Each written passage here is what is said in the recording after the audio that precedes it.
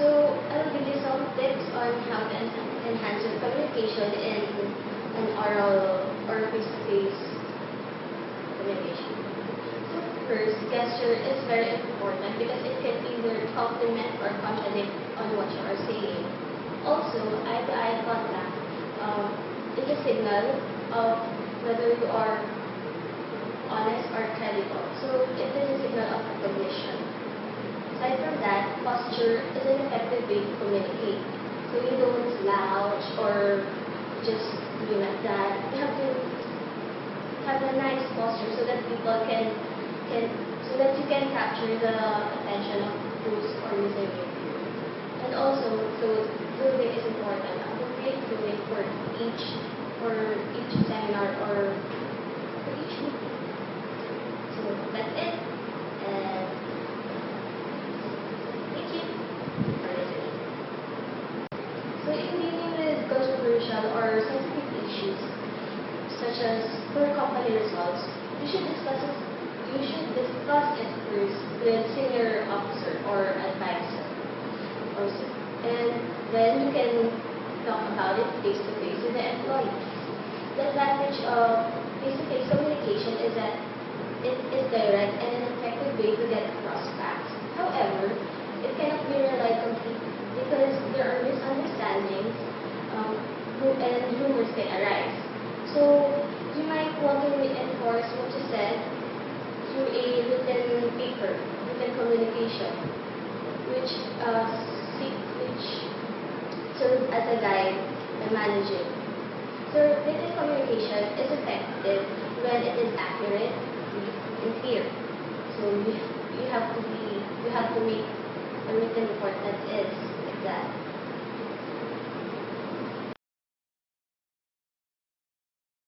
Good day, everyone.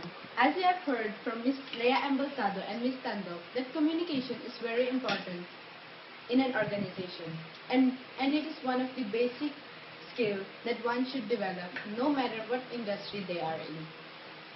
Let me just focus on the communication, on how to communicate with your co-employees. Co-employees are the one who we always deal with. Every day we deal with them. Every day we meet them. Every day we communicate with them. Let me give you some of the tips which can benefit you and your co-employees. First of all, you must listen.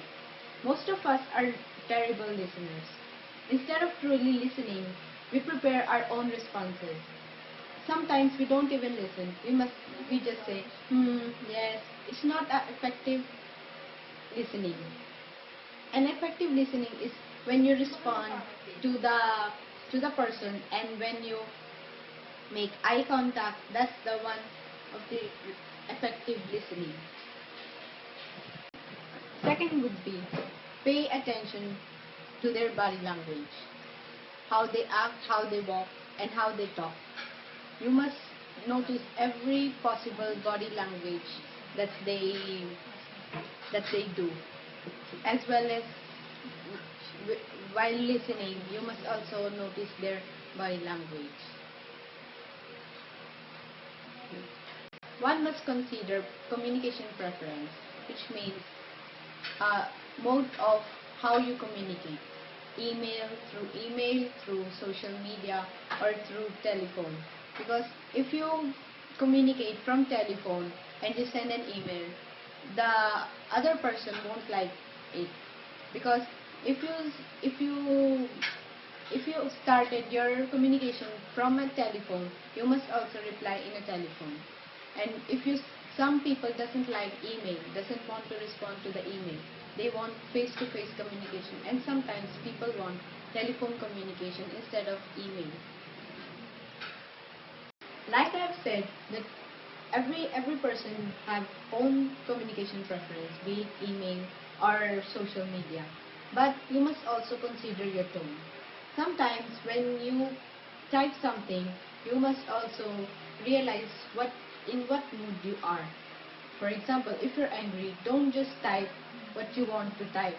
You must think twice before typing what message you want to type, because you may say something which can be defensive for the other person or for whom you are referring to.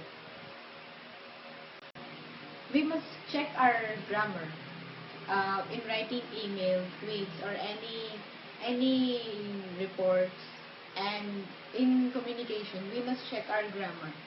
If we don't know how our grammar sounds like, we must ask someone else to prove it that our grammar is wrong and what is right and what is wrong.